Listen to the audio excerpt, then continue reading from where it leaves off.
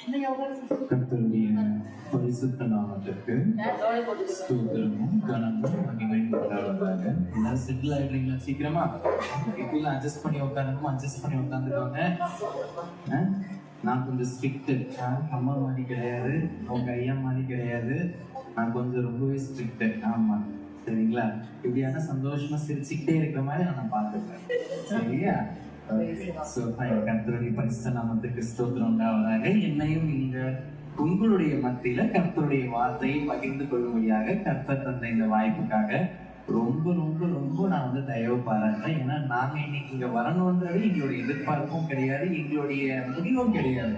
இன்னைக்கு இது ஒரு 2-3 நாள் முன்னாடி ஏதோ பிளான் பண்ணதுன்னு நினைக்கிறேன். கரெக்டா தெரியல. போன வாரத்துக்கு முந்தின வாரம் அங்கிள் சொன்ன மாதிரி எனக்கு அவங்க அங்கிளை நீங்க யாரும் திரும்பி வந்து இங்க இருந்து என்ன மாதிரியே கூப்பிட்டு இருக்காரு, நீங்க இப்படி அவருக்கு மரியாதை தரீங்களா அப்படியே தந்துருங்க. எனக்கு அவங்க அங்கிளா போனனால நான் அப்படியே சொல்றேன். எனக்கு இங்க ஃப்ரெண்ட்ல இருக்கனால ஐயா சொல்றேன். ஐயா எனக்கு வந்து ஐயா சொன்னது போல ஒரு 2 வாரத்துக்கு முன்னாடி நாங்க கோயம்புத்தூர்ல மெசேஜ்க்காக என்னை கூப்பிட்டுருந்தாங்க. அங்க வந்து நம்ம ஃப்ரீயா ஒரு மெடிக்கல் கேம்ப் பண்ணிருந்தோம். அது கர்த்தருக்கு சுத்தமானது. நம்ம அதுவும் நாங்க முடிவு பண்ணது கிடையாது, எதர்ச்சியாக அது நடைபெற்றது. கர்த்தருக்கு சுத்தமா இருக்கிற பட்சத்துல அது தொடர்ந்து நடைபெறும் என்று விசுவாசிக்கிறேன். போன வாரம் அரக்குணத்துல இன்னொரு சபையில கர்த்தர் வந்து செய்தியை சொல்லும்படியாக அவருடைய வார்த்தையை பகிர்ந்து கொள்ளும்படியாக எனக்கு தயவு பாராட்டினார். உண்மையை சொல்லணும்னா தொடர்ந்து 3வது வாரமாக நான் வந்து செய்தியை கொடுக்கிறது இப்பதான் முதல் தடவை. இது வரைக்கும் நான் இந்த மாதிரி கொடுத்ததோ இல்லை, கர்த்தர் நடத்துறதோ இல்லை. கர்த்தர் மாற்றுகிறார். கர்த்தர் ஒரு விஷயத்த மாற்றிருக்காரு. இந்த மாற்றுகிறார்ன்ற வார்த்தையை நான் கொண்டு வர காரணம் இன்னைக்கு செய்தி முடிகிறதுக்குள்ள நான் கண்டிப்பா சொல்றேன், நீங்க ஒரு விசேஷமான அற்புதத்தை பார்க்க போறீங்க. அது ஏங்கிறத உங்களுக்கு பொறுமையா சொல்றேன். அம்மா பேசினது எனக்கு தெரியாது, அம்மா எடுத்த வார்த்தையும் வசனமும் எனக்கு தெரியாது. ஆனா முடிகிறப்போ நான் ஏன் அற்புதம் சொல்றேன்றது நீங்க எல்லாரும் புரிஞ்சுக்க போறீங்க. ஏன்னா நான் வந்து ரெகுலரா நைட் டியூட்டி போயிடுவேன். ஐசியூல வேலை செய்யறேன். ஐசியூல அவசர தீவிர சிகிச்சை பிரிவு மருத்துவரா இருக்கேன். ஆனால் எனக்கு வர்றது எல்லாமே வந்து தொட்டா தூக்கணும், அந்த மாதிரி பேஷண்டா தான் இருக்கணும். இல்லைன்னா வந்து கஷ்டம். அந்த மாதிரி ரொம்ப ரிஸ்கானால நாங்க அவ்வளவா பேசிக்க நேரம் இருக்காது. டே டைம்ல இன்னொரு கிளினிக் போயிடுவோம், அதனால பேச நேரம் இருக்காது. இந்த செய்திக்குரியதை நான் உண்மை சொல்லணும்னா நேற்று நைட்டு அதாவது இன்னைக்கு அதிகாலை 1 மணிக்கு நான் வந்து ரெடி பண்ணிட்டு இருந்த விஷயம் எனக்கு கர்த்தர் உணர்த்தின விஷயம்னால எனக்கும் அவங்களுக்கும் இந்த விஷயத்தெல்லாம் பேசிக்கிட்டதுக்கு நேரம் கிடையாது. ஆனால் இந்த இடத்துல கர்த்தர் அசைவாடுகிறார் என்பதை இன்னைக்கு செய்தி மீறப்போ கண்டிப்பா நீங்க எல்லாரும் புரிஞ்சுக்கலாம். யோசிச்சு நீங்க ஃப்ரெண்ட்ல உட்காரீங்கன்னு யோசிச்சு பார்த்துருக்கீங்களா? யோசிச்சு பார்த்துருக்க. இன்னைக்கு நீங்க எல்லாரும் என்ன பார்ப்பீங்கன்னு யோசிச்சு பார்த்துருக்கீங்களா? யோசிச்சு பார்த்துருப்பீங்கன்னா தாவீது சொல்றது போல இங்க நீங்க எல்லாரும் வந்ததுக்கு என்னது ஒரு முகாந்திரம் இருக்கு. நீங்க எப்பேற்பட்டவர்களா இருக்கலாம், வேறு வேறு சமூகத்தை சேர்ந்தவர்களா, வேறு வேறு மதத்தை, வேறு வேறு இடத்தை சேர்ந்தவர்களா இருக்கலாம். ஆனா இந்த கடைசி வாரம் தான் ரொம்ப ஸ்பெஷலான வாரம். நீங்க யோசிச்சு பாருங்க, இந்த வாரம் இந்த வருஷத்தோட கடைசி முதல் ஞாயிற்றுக்கிழமை. இந்த வருஷத்துல நம்ம இதெல்லாம் இழந்து போனோமோ அதெல்லாம் பெற்றுக்கொள்றதுக்கு வாய்ப்பு இருக்கிற இன்னும் 1 மாசத்துல நீங்க என்ன பண்ணிருக்கீங்க? எல்லாரும் வந்திருக்கீங்க. சோ நீங்க நாசில சுவாசம் இருக்கு எல்லாருக்கும் நான் எப்பயுமே சொல்ற ஒரு விஷயம் என்னன்னா, யூ காட் அ சான்ஸ். அதாவது உங்களுக்கு வாய்ப்பு இருக்கு. எத்தனையோ பேரு இந்த வாய்ப்பு கூட இல்லாம இன்னைக்கு நம்ம கூட இல்லாம இருக்காங்க. ஆனா இந்த வருடத்தோடைய கடைசி முதல் ஞாயிற்றுக்கிழமை நீங்க வந்திருக்க எல்லாருக்குமே உங்களுக்கு கர்த்தர் அழகான வார்த்தைகளை தந்து உங்களை தேற்றி இன்றைக்கு இந்த இடத்துல இருந்து போறப்போ நிச்சயமா நான் விசுவாசிக்கிறேன் சந்தோஷமா போறீங்க. சந்தோஷமா போறீங்க. அதனால உங்களால முடிஞ்ச முட்டி போட்டுக்கோங்க, இல்லைன்னா கண்களை மட்டும் போடிக்கலாம். ஒரு 2 நிமிஷம் மட்டும் நம்ம வந்து நம்மளுடைய தேவைகளுக்காக ஜீவிக்க போறோம். இது இன்னொரு ஒரு ஸ்டைல் ஆஃப் என்ன சொல்றது, ஸ்டார்டிங் சொல்லலாம். இந்த ஸ்டார்டிங் உங்களுக்கு இந்த 2 நிமிஷத்துல என்ன பண்ண போறீங்க? உங்களுக்கு தேவையான எல்லாத்துக்காகவும் நீங்க ப்ரேயர் பண்ண போறீங்க. ரொம்ப டிஸ்டர்ப் ஆகாதீங்க. யாராவது ரொம்ப பேசுனீங்கன்னா ரெக்கார்ட் ஆகிட்டு இருக்கு. அடுத்த வாரம் யாரெல்லாம் பேசுனீங்கன்னு உங்க ஐயாட்ட சொல்லி தனியா அவங்க கவனிக்க சொல்லிடுவோம், பாத்துக்காங்க. அதனால டிஸ்டர்ப் ஆகக்கூடாது. குழந்தைங்க அப்படிதான் இருப்பாங்க. குழந்தைங்களுக்கு நம்ம சொல்லி கொடுத்துக்கலாம், ஆனா நமக்கு யாரும் சொல்லி கொடுக்க மாட்டாங்க. ஓகேங்களா? நீங்க இங்க வந்திருக்க இந்த 2 மணி நேரமும் 3 மணி நேரமும் வெறுமையா போயிடவே கூடாது. எவ்வளவு கஷ்டத்துல எத்தனையோ பேர் வந்திருப்பீங்கல்ல. இப்படி சிலர்லாம் சொல்லிட்டு வந்தீங்களான்னு கூட எனக்கு தெரியல, எனக்கு டவுட்டா இருக்கு. ஆனா எத்தனையோ பாடல்கள் மத்தியில இன்னைக்கு நீங்க வந்திருப்பீங்க. நீங்க யாரும் வெறுமையா போகாது. நான் எப்பயுமே சொல்லுவேன், இந்த வெள்ளை சட்டையோ இந்த கருப்பு சட்டையோ எப்படி சொல்றது, உங்களை ஹெல்ப் பண்ண போறது கிடையாது. இதே நம்ம நகை போடுறதோ நகை போடாததோ, பொட்டு வைக்கிறதோ பொட்டு வைக்காது, இது பெரிய வித்தியாசமே கிடையாது. ஏன்னா நீங்க கிறிஸ்துவ பத்தி யோசிச்சு பாருங்க. கிறிஸ்துவானவர் எப்பயுமே என்ன பண்ணுவாரா, யாரெல்லாம் ரொம்ப மோசமா இருக்காங்களோ, யாரெல்லாம் ரொம்ப கஷ்டப்படுறாங்க அங்கதான் போய் உட்காந்துப்பாரா.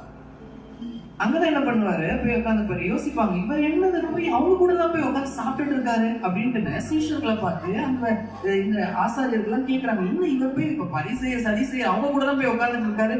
அவங்களாம் நம்மளுக்கு என்ன ஆவாதவங்க, எப்பா அவங்களுக்காண்டி தான் வந்திருக்காரு, உனக்காண்டி வந்தாருன்னு நினைக்கிறேன். நீ நானு கிறிஸ்தவன் சொல்லிட்டு நல்லா கோட்டு சட்டையை போட்டுட்டு நீ அவர் அதாவது கிறிஸ்துவ பத்தி யோசிக்காம கிறிஸ்தவன்ற பேரை மட்டும் யோசிட்டு தெரியலையே அப்படின்ட்டு சொல்லி கொடுத்து நிறைய விஷயங்களை நம்மளுக்கு கத்துக் கொடுத்தோம். நம்ம அதை புரிஞ்சுக்காம இருக்காங்க. இன்னைக்கு இது எல்லாத்தையுமே ஒரு சேர என்ன பண்ண போறோம், கற்றுக்க போறோம். கண்டுபிடி முடியும். என்ன பார்க்க வேண்டாம், எப்படி எலியாக்கு ஒரு காகத்தை கொண்டு போஷித்தாரோ அந்த மாதிரி நான் காக்கான்னு கூட நினைச்சுக்கோங்க, அதனால பிரச்சனை கிடையாது. பட் நான் இங்க உங்களுக்கு கொண்டு வந்திருக்குது அவருடைய உணவை மட்டும்தான். அதனால என்ன பார்க்கணும்னு அவசியம் இல்லை. ஒரு 2 நிமிஷம் கண்களை மூடிட்டு வேற எதை பத்தியும் யோசிக்காதீங்க, வேற எதை பத்தியும் யோசிக்காதீங்க.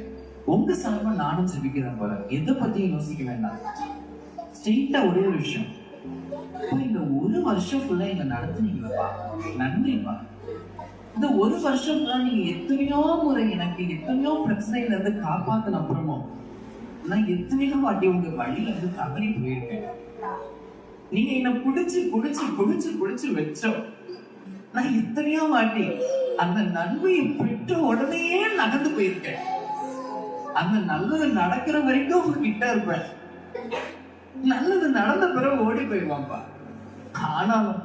ஆனாலும் என்கிட்ட நின்று எப்பதான் எனக்கு பிரச்சனை வரப்ப இன்னைக்கு வரைக்கும் நான் 3 வேளை சாப்பிடுறேன்ப்பா.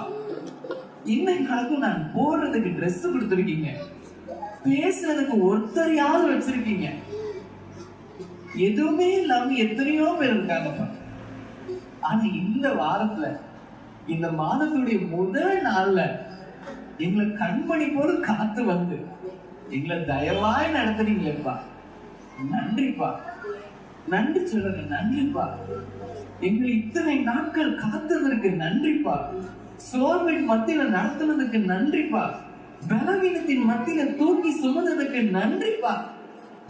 எங்களை எந்த ஒரு பெரிய பிரச்சனையும் வரவிடாம எங்க கைக்குள்ள எங்க கண்ட்ரோல்ல இருக்கிற மாதிரி எங்களால் அந்த பிரச்சனையை தாங்கிக் கொள்வதற்கு ஏதுவான பிரச்சனைகளை மட்டும் தந்து இம்மட்டும் எங்களை நடத்திருக்கீங்களேப்பா. நன்றிப்பா.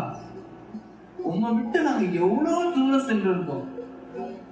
உங்களை தவிர யார் யாருக்கெல்லாமோ போய் ஹெல்ப் கேட்டிருக்கோம்.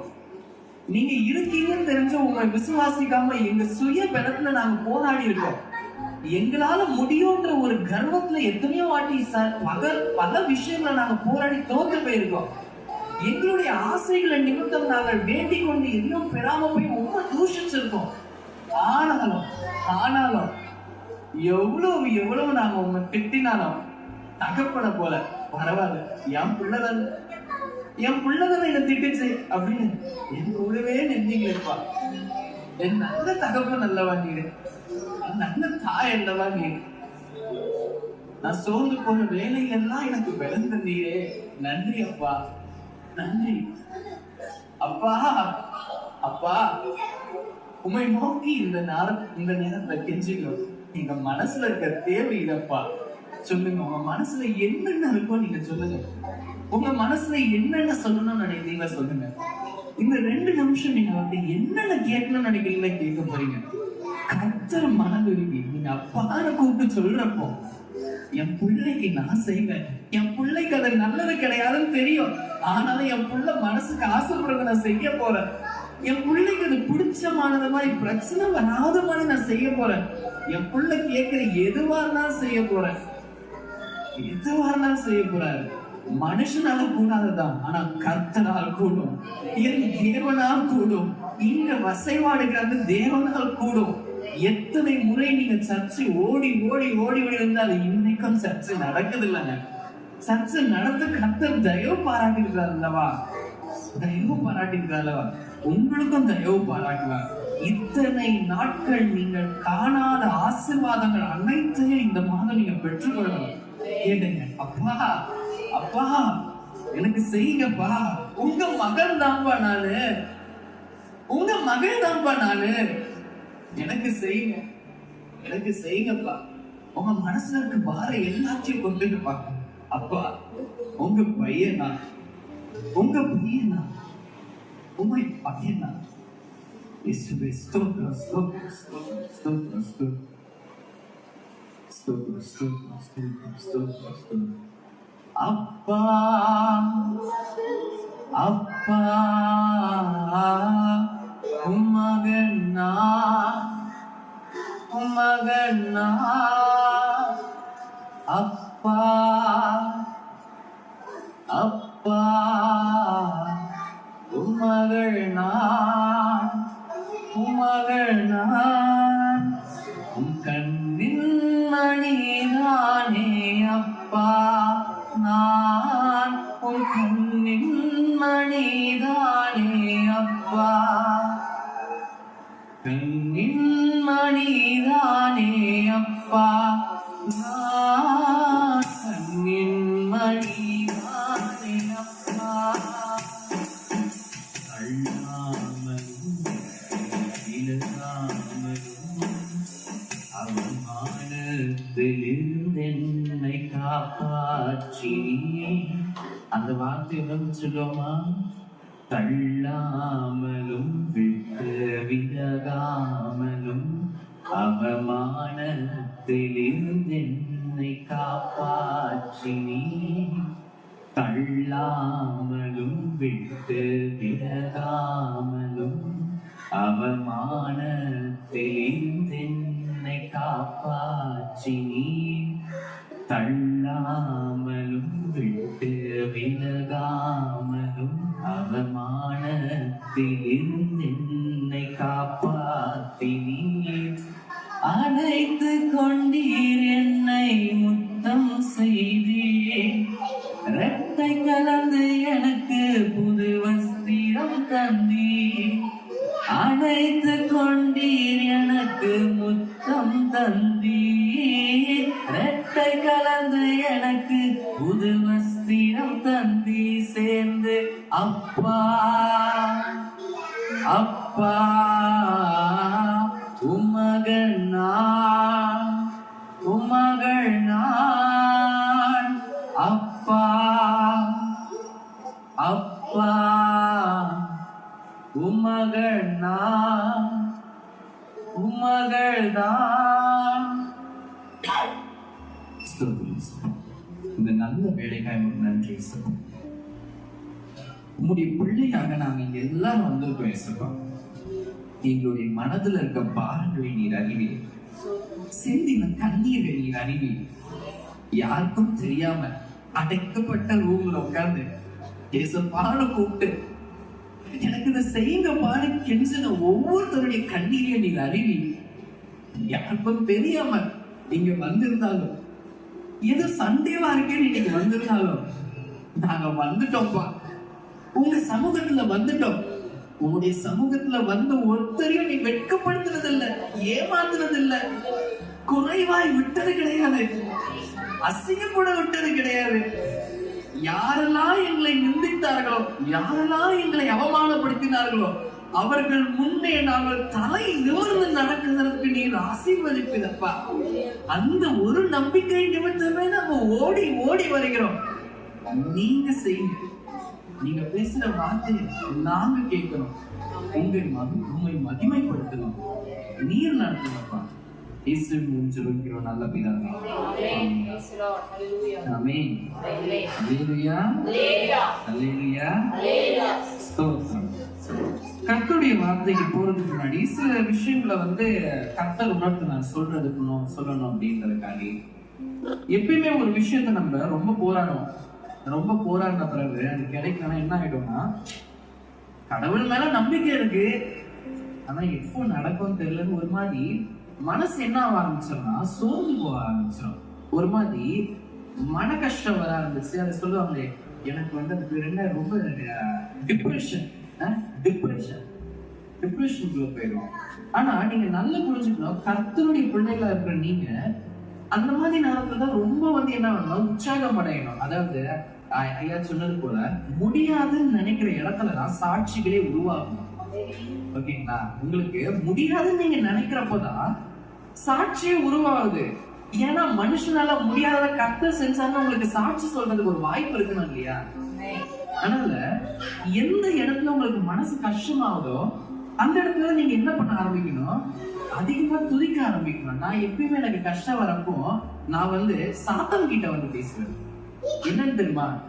தேங்க்யூ, நீ என்னோட ஏசப்பாவை இன்னும் அதிகமா ஜெபிக்கிறதுக்கு ஏதோ ஒரு காரணத்தை கொடுத்துருக்கல.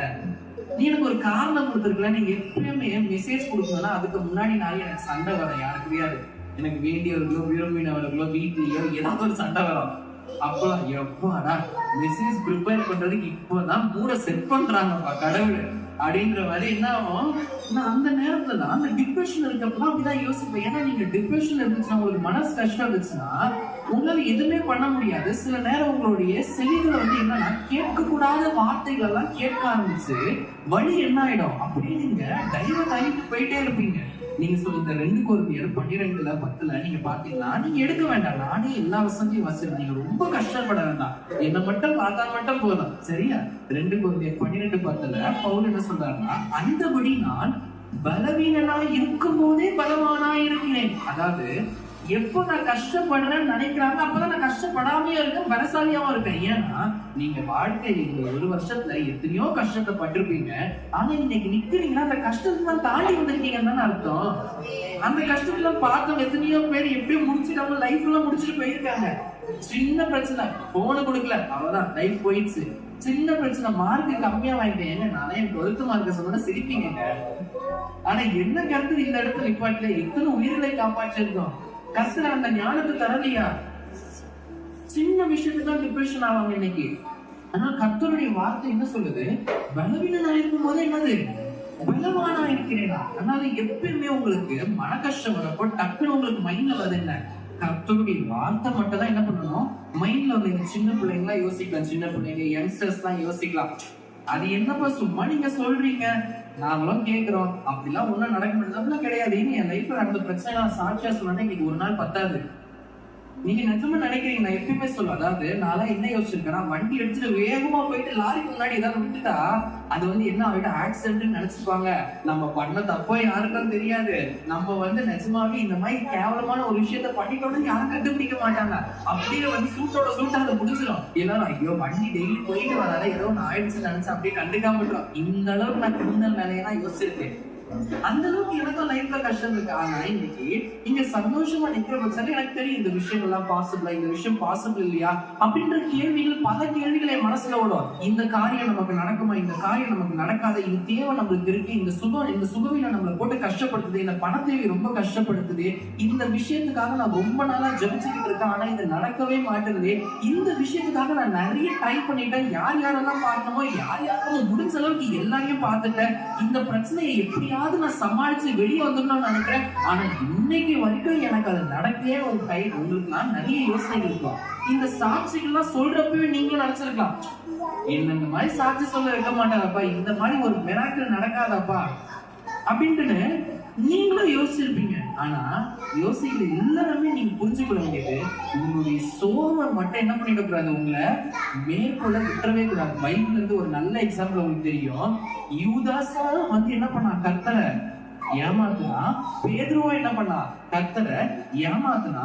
ஆனா இந்த யூதாசுடைய சோர்வு என்ன பண்ணிடுச்சு, அவனுடைய வாழ்க்கையே முடித்துக் கொள்ளும்படியாக நிறுத்திடுச்சு. இத்தனைக்கும் நீங்க பாத்தீங்கன்னா பேதுரு 1க்கு 3 தடவை கர்த்தரை மறுதளிச்சான், மூஞ்சுக்கு மூஞ்சா பார்த்து மறுதளிச்சான். யாருமே தெரியாது போட்டு கட்ட வார்த்தை முடித்துட்டா ஆரம்பிச்சான்.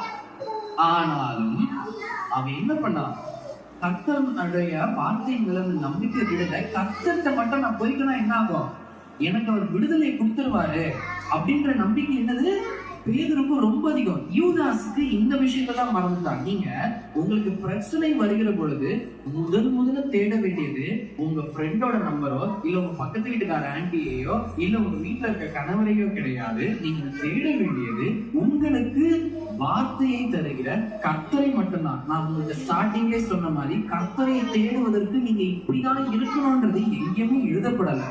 கர்த்தரை தேடுவதற்கு உங்க பேர் இப்படிதான் இருக்கணும், கர்த்தரை தேடுவதற்கு நீ இந்த உடைதான் இருக்கணும், கர்த்தரை தேடுவதற்கு நீ இந்த சமூகத்தை சேர்ந்ததா இருக்கணும், கர்த்தரை தேடுவதற்கு இவ்வளவு பணம் சம்பாதிக்கிறதா இருக்கணும், கர்த்தரை தேடுகிறவருக்கு நீங்க இவ்வளவு கொடுத்தவங்கதான் நீங்க கர்த்தரை பத்தி தேட முடியும் பைபிள்ல எங்கேயுமே எழுதப்படல.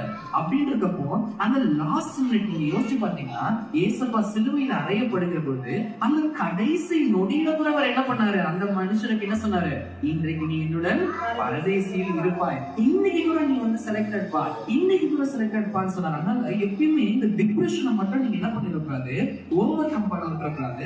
ஒரு நல்ல எக்ஸாம்பிள் இதுக்கு பார்த்துட்டு நம்ம ஸ்ட்ரெயிட்டாவே கர்த்தருடைய வார்த்தைக்குள்ள போயிடலாம். உங்களுக்கு ரொம்ப போர் அடிக்குதுன்னா டக்குன்னு கை தூக்கினா அப்பவே நிப்பாட்டிடுறேன், சரிங்களா?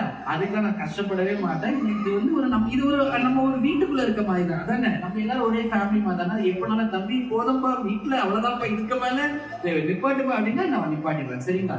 அப்போஸ்தலரோட புஸ்தகத்தை 16ஆம் அதிகாரத்தை எடுத்துக்கொண்டீங்கன்னா அங்க 22ஆம் வசனத்துல இருந்து 28ஆம் வசனம் வரைக்கும் நீங்க படிச்சு பாருங்க.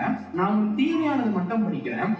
அப்பொழுது ஜனங்கள் 22 இருந்து அப்பொழுது ஜனங்கள் கூட்டம் கூடி அவர்களுக்கு விரோதமாய், யாருக்கு? பவுலுக்கும் சீலருக்கும் விரோதமாக எழும்புறாங்க. அதிகாரிங்க என்ன பண்றாங்க, அவங்க வஸ்திரத்தெல்லாம் கிழிச்சு போட்டுட்டு அவங்கள அடிக்க சொல்லி அவங்கள நிறைய அடிச்ச பிறகு சிறைச்சாலையில் எடுத்துட்டு வந்து என்ன பண்றாங்க, பவுலையும் சீலாவையும் போடுறாங்க. அவன் இப்படிலாம் வந்து என்ன பண்றது, கட்டப்பட்டு என்ன பண்றாங்க, உள்ள இருக்க, அதாவது மெயின் செல்ல உள்ள இருக்க நடு சிறைச்சாலையில போட்டு அவங்க கால்ல என்ன பண்றாங்க, தொழுவ மரத்துல எல்லாம் கட்டி வைக்கிறாங்க. 25ஆம் வசனம், நடுராத்திரியே பவுலும் சீலாவும் ஜெபம் பண்ணி தேவனை எந்த இடத்துல இருந்து, அந்த கஷ்டத்தின் மத்தியில துதித்து பாடுகிறாங்க. 26ஆவது வசனம், சடுதியிலே சிறைச்சாலையினுடைய அஸ்திபாரம் என்னாச்சு, அசையும்படி கதவுலாம் திறந்துருச்சு. 27ஆம் வசனம் நல்ல நான் சொல்றது கவனிங்க. சிறைச்சாலைக்காரன் நித்திரையில இருந்து எழும்பி சிறைச்சாலையோட கதவெல்லாம் திறந்திருக்கிறத பார்த்துட்டு அவனுக்கு மனசு கஷ்டம் இருந்துச்சு. ஐயோ, இங்க இருந்த பவுலும் சீலாவும் தப்பிச்சு கர்த்தர் ஹெல்ப் பண்ணிட்டாரு போல, அவ்வளவுதான் நம்மள கொல்ல போறாங்கன்னு என்ன பண்ணா, அந்த வார்த்தையை கவனிங்க, தன்னை கொலை செய்து கொள்ள போனாலாம். ஆனா இங்க டிப்ரெஷன்ல இருக்க வேண்டியவர் உள்ள இருந்து என்ன பண்றாரு, பவுலை கூப்பிடுறாரு. தம்பி, அடுத்த அந்த 28ஆவது வசனம் பாருங்க. பவுல் சத்தமிட்டு, நீ உனக்கு ஒண்ணும் கெடுது செய்யாத, நாங்க இங்கதான் இருக்கோம். நம்மளோட டிப்ரெஷன் மத்தியில இன்னொருத்தருக்கு டிப்ரெஷன் கொடுத்து இங்க பவுல் கடைசியில பாருங்க, அவனுக்கு சந்தோஷத்தை கொடுக்கிறதுக்கு இவன் செய்தி சொல்லிட்டு இருக்கான். கிறிஸ்தவர்களா இருக்க நீங்க, கிறிஸ்துவை தெரிந்து கொள்ளப்பட்ட நீங்க இப்படி இருக்கணும். நமக்கு இருக்க கஷ்டத்தின் மத்தியில மத்தவங்களுக்கு சந்தோஷத்தை கொடுக்கிறவர்களா தான் என்ன பண்ணிருக்காரு, கர்த்தர் உங்களை வச்சிருக்கிறாரு. அதனால எப்பயுமே சோர்ந்து போயிடவே கூடாது. நீங்க எப்பயுமே சந்தோஷமா இருக்கணும். சந்தோஷமா இருங்கன்னு தான் என்ன சொல்றாரு பைபிள். சந்தோஷமா இருந்தாலும் உங்களை மறுபடியும் சொல்லிட்டே இருக்கேன். அதனால நீங்க எந்த பிரச்சனையும் வந்தாலும் ஜாலியா துதிச்சு, அப்பாடா பிரச்சனை வந்துச்சா, இனி அடுத்த வாட்டி பிரச்சனை வரப்பட சொல்ல போறீங்க. பிரச்சனை வந்துருச்சுனாலே எனக்கு கர்த்தர் என்னை துதித்து பாடி ஆடி மகிழ எனக்கு ஒரு வாய்ப்பை தந்திருக்கிறார் அப்படின்னு சொல்லிட்டு எப்பயுமே சந்தோஷமா என்ன பண்ணணும், துதிச்சு பாடிட்டு இருக்கணும். ஒரு பாட்டு அழகா பாடிட்டு செய்திக்குள்ள போயிருந்தாமா, நெருக்கத்தின் நேரத்திலும் கண்ணீரின் பாதையிலும், நெருக்கத்தின் நேரத்திலும் கண்ணீரின் பாதையிலும் நம்மை காண்கின்ற தேவன் நம்மோடு இருப்பதால் சந்தோஷமாயிருங்க. நம்மை காண்கின்ற தேவன் நம்மோடு இருப்பதால் சந்தோஷமாயிருங்க. சந்தோஷமாயிருங்க, எப்பொழுதும் சந்தோஷமாயிருங்க. சந்தோஷமாயிருங்க, எப்பொழுதும் சந்தோஷமாயிருங்க. உயர்வானாலும் தாழ்வானாலும், உயர்வானாலும் தாழ்வானாலும் சர்வவல்ல தேவன் நம்மோடு இருப்பதால், சர்வவல்ல தேவன் நம்மோடு இருப்பதால் என்ன நாளேனாலும் சோர்ந்து போகாதீங்க. கைகள் மனசத்தி, என்ன நாளேனாலும் சோர்ந்து போகாதீங்க. நம்மை அழைத்த தேவன் கையிட மாட்டான், சந்தோஷமாயிருங்க. நம்மை அழைத்த தேவன் கையிட மாட்டான், சந்தோஷமாயிருங்க. சந்தோஷமாயிருங்க, சந்தோஷமா இருங்க. ஒரு நாள் என்ன ஆச்சுன்னா, நான் கிளினிக்காக வந்துட்டேன். அதாவது திருவள்ளூர் என்னோட கிளினிக் ஒண்ணு இருக்கு. கிளினிக்கு ஃபாஸ்டா என்னோட புல்லட் பைக் எடுத்து டப்புன்னு வந்து வண்டியை கிளினிக் முன்னாடி நிப்பாட்டிட்டேன். ஒரு பேஷண்ட் வந்து நான் அந்த கேட்டு கிட்ட வண்டியை நிப்பாட்டினா, ஒரு பேஷண்ட் இந்த வாசல் கிட்ட இருந்து உள்ள இருக்கவங்கள்ட்ட கேட்கிறாரு, அவர் வந்துட்டாரா அப்படிங்கிறது. ஏன்னா சில பேஷண்ட் வந்து நம்ம ஃபேவரட்டா இருப்பாங்களா, இந்த டாக்டர் தான் பார்க்கணும், அவர் வந்துட்டாரா அப்படின்னு. நான் இங்க இருந்து பார்த்துட்டு தான் இருக்கேன். எனக்கு என்னன்னா, வண்டியை ஓட்டிட்டு வந்த டயர்டு. சரி, அவர் போன பிறகு உள்ள போலாம், இந்த பேஷண்ட் கிட்ட உட்கார்ந்த ஒரு 1/2 மணி நேரம் நம்ம கிட்ட பேசுவாருன்னு நான் என்ன பண்றேன், நைஸா இப்படியே வண்டி கிட்ட ஸ்டாண்ட் அட்ஜஸ்ட் பண்ற மாதிரி சீட்டை ஒரு 4 வாட்டி இப்படி இப்படி தூக்குறது, உள்ள இருக்க தண்ணி பாட்டில் எடுத்து குடிக்கிறது நானும் பண்ணிட்டு தான் இருக்கேன். அங்க இருக்கவங்க கிளினிக்ல இருக்க அந்த இன்சார்ஜ் அண்ணா சொல்றாங்க, வந்துருவாருங்க ஒரு 5 minutes. அவரை என்ன பார்க்கல, ஏன்னா நான் கொஞ்சம் தள்ளி அது பின்னாடி நிற்கிறேன். அவர் என்ன பார்த்துட்டு, சார் இங்கதான் இருக்கீங்களா, உங்களை தேடிதான் வந்தேன் அப்படின்னு. நல்லா யோசிச்சு பாருங்க, எந்த டாக்டரை வேணா அதை பார்க்க போகலாம். என் கிளினிக்கை சுத்தி ஒரு 11 கிளினிக் இருக்கு, யார வேணா பார்க்க போலாம். ஆனா இவர்கிட்ட போனா எனக்கு விடுதலை கிடைக்கும் அப்படின்னு அந்த அவங்களுக்கு நம்பிக்கை இருந்தனாலதான் என்னன்னா, உள்ள யார் இருக்கா அப்படின்னு தெரிஞ்சுக்கிட்டு வரணும்னு வெயிட் பண்றாங்க. நல்லா புரிஞ்சுக்கோங்க, உள்ள என்ன இருக்கோ அதுதான் வெளிப்படுத்தப்படும்.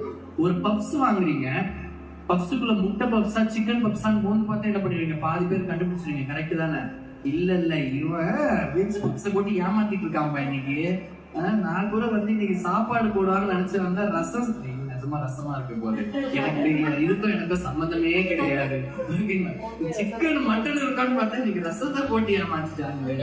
அதாவது உள்ள என்ன இருக்கோ அதை ஈர்த்துதான் என்ன ஆகும், சுற்றி இருக்க காரியங்கள் நடக்கும். இதை ஏன் சொல்றேன்னு நல்லா புரிஞ்சுக்கோங்க. கர்த்தருடைய ஆவியானவர் எங்க இருக்கிறாரோ அங்கதான் விடுதலை கிடைக்கும். நீங்க சர்ச்சைக்கு வந்துட்டு போறது பிரச்சனையே இல்லைங்க. சர்ச்சைக்கு வந்துட்டு போய் சாத்தாங்குற வந்துட்டு போவான். நீங்க வராதுன்னு நினைச்சீங்களா? சாத்தாங்குற வந்துட்டு போய் அந்நிய பாஷையில நம்மளோட சூப்பரா பேசுவானா சாத்தான், நம்மளோட கர்த்தரை அதிகமா மகிமைப்படுத்துவானா. ஏன் தெரியுமா? அப்பயாவது அவர் வந்து என்னை விட்டுருவாரு, இந்த மாதிரி ஃப்ராடு வேலையை பண்ணிக்கிட்டு இருக்கலாம்னு சாத்தானுக்கு தெரியும். ஆனா அந்த இரக்கத்தை பெற்றுக் கொள்வதற்கு கர்த்தரை அறிந்த நமக்கு வந்து என்னன்னா, சோர்வு, ரொம்ப சோர்வு, அதாவது கொழுப்பு, சோர்வை விட கொழுப்பு, ரொம்ப கொழுப்பு அதிகமா போயிடுச்சுன்னா, கிறிஸ்தவன் என்ன கடைசி நிமிஷத்துல எனக்கு ஏதாவது உடம்பு சரியாகாம இருந்துச்சுன்னா உடனே எங்க ஊழியக்காரர் வந்து எனக்கு தலையில கை வச்சு ஜெபம் பண்ணிடுவான்ற கொழுப்பு, வேற எதுவும் கிடையாது.